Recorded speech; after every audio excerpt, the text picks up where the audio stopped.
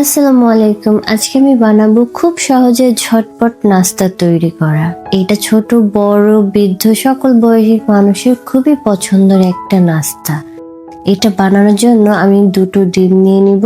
অবশ্যই ডিমটা room temperature হতে হবে, তাহলে খুব দ্রুত ফেটা যাবে। তো আমি 2টো ডিম ভেঙে নিয়েছি। এখন আমি একটু লবণ দিয়ে দিতেছি।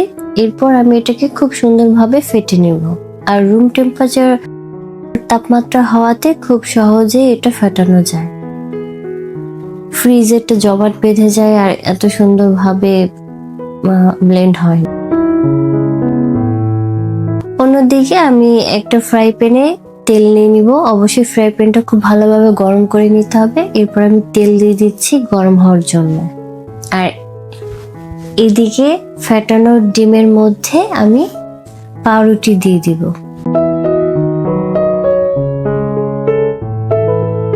সুন্দর মতো আমি পাউরুটিটা ডিমের মধ্যে চুবিয়ে নেব, খুব ভালোভাবে যেন সব দিকে ভালোভাবে ডিমটা যায়। এরপর আমি এই পাউরুটিটা ফ্রাই প্যানের উপর দিয়ে দিব। আমার এখানে কিন্তু অনেক গরম হয়ে গেছে তেলটা। আর এটা আরো খুব বেশি ভাজতে হয় না। এইদিকে আমি লেটুস পাতা নিব। এই লেটুস পাতা কিন্তু আপনি বিভিন্ন ভাবে খেতে পারেন। বার্গারের মধ্যে দিয়ে খেতে পারেন, স্যান্ডউইচের মধ্যে দিয়ে খেতে পারেন, আবার সালাদ বানিয়েও খেতে পারেন।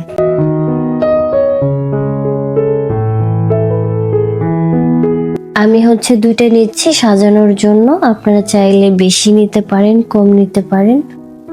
এটা আপনাদের উপর নির্ভর করে আপনারা কিভাবে এটা কি করবেন। এদিকে আমার এক পাশ হয়ে গেছে রুটির, আমি অন্য পাশ উল্টিয়ে দিতেছি। আমার রুটিটা হয়ে গেছে।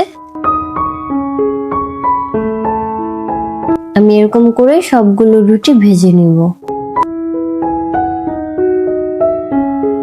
আপনারা চাইলে আর একটু বেশি ভাজতে পারেন, আবার চাইলে এরকম হালকা ভাজাও খেতে পারেন। আমি এক এক করে সবগুলো রুটি ভেজে নেব।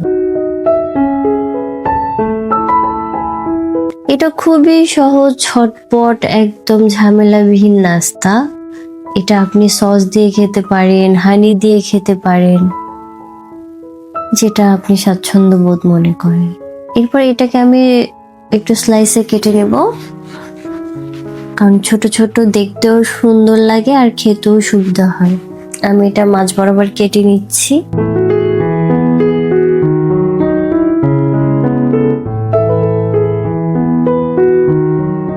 এক এক করে আমি সবগুলো কেটে নেব এইভাবে।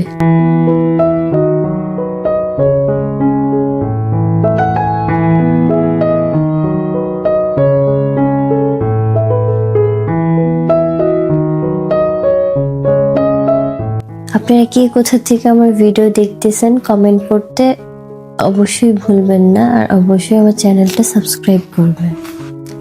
এদিকে আমি এবার লেটুস পাতা দিয়ে দিতেছি সাজানোর জন্য। এরপর আমি এক এক করে সেই স্লাইস করে রাখা রুটিগুলো দিয়ে দিব। এটা খেতেও মজা আর সময়ও কম লাগে। ঝটপট আপনি বাচ্চাদের নাস্তা দিতে পারবেন, বড়দেরও নাস্তা দিতে পারবেন। খুব সহজে এটা বানিয়ে ফেলা যায়। এটা সব বয়সী মানুষই খুব পছন্দ করে।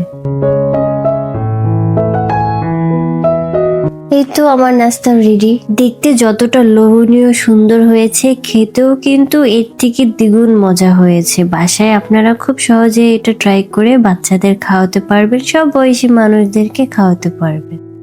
আজকের মতো আমি এখানেই বিদায় নিচ্ছি। দেখা হবে পরের ভিডিওতে। সেই পর্যন্ত সুস্থ থাকুন, ভালো থাকুন। আল্লাহ হাফিজ।